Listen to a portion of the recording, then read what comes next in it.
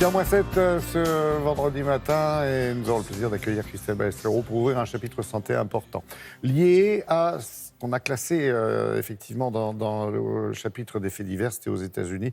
Il y a quoi? C'était il y a un mois, non, me semble-t-il? Oui, il y a quelques semaines, ouais. un couple... Un enfant qui a été victime tout simplement de malnutrition parce qu'on lui imposait un régime en famille, un régime vegan. Vegan. En fait, les parents ont été arrêtés pour négligence après que leur enfant de 5 mois était découvert en état de malnutrition, état proche de la mort. Effectivement, le couple vegan ne donnait que de la purée à base de pommes de terre à leur enfant.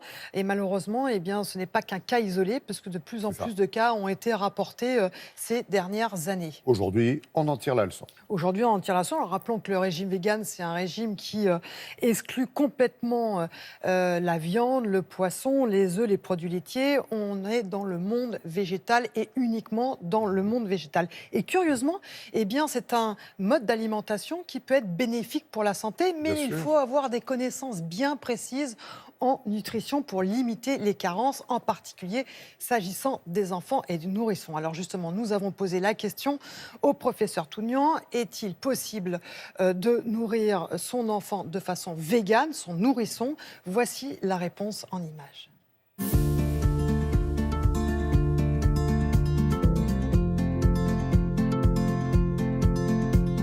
De plus en plus de nourrissons, d'enfants et d'adolescents suivent des régimes végétaliens par choix des parents le plus souvent et pour les plus grands par le choix de l'enfant lui-même.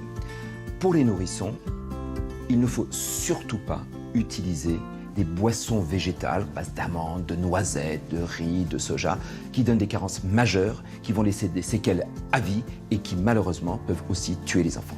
Donc, pour les mamans qui ne veulent pas allaiter, l'allaitement restant bien évidemment la meilleure alimentation de l'enfant, et qui veulent que leur enfant suive un régime végétalien, il existe dans le commerce des préparations infantiles faites à base de protéines de riz et donc végétales, dont la composition est tout à fait conforme à la réglementation européenne et donc qui conviennent à la nutrition des jeunes nourrissons. Il y a aussi de plus en plus d'enfants et d'adolescents qui suivent des régimes végétaliens avec des motivations qui sont surtout le respect des animaux. Là aussi, c'est possible, mais il faut un suivi médical strict. Donc, tous les enfants végétaliens ne sont pas carencés en fer et le dosage qu'il faut faire pour savoir s'il y a une carence, c'est le dosage de la ferritinémie. Et lorsque la ferritinémie est inférieure à 15 nanogrammes par millilitre, ce qui n'est pas le cas ici, eh bien, il y a une carence en fer et il faudra la supplémenter. Ces enfants risquent aussi d'être carencés en calcium. La minéralisation osseuse ne s'effectue que pendant la croissance de l'enfant. Les filles multiplient par 40 leur contenu minéral en calcium, les garçons par 50. Et donc, lorsque, durant l'enfance, la minéralisation se fait moins bien, l'os est plus fragile et il est plus soumis au risque de fracture. Donc, il est conseillé de leur donner du calcium sous forme de complément tous les jours. Ils vont être aussi carencés en vitamine D qui sert à absorber le calcium. Il faut donc aussi les supplémenter en vitamine D. La vitamine B12 est une vitamine qu'on ne trouve que dans le monde animal.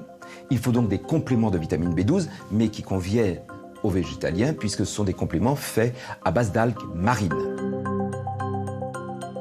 En résumé, les enfants végétaliens doivent avoir des compléments, parfois en fer, très souvent en calcium, toujours en vitamine D, en vitamine B12, à base d'algues marines.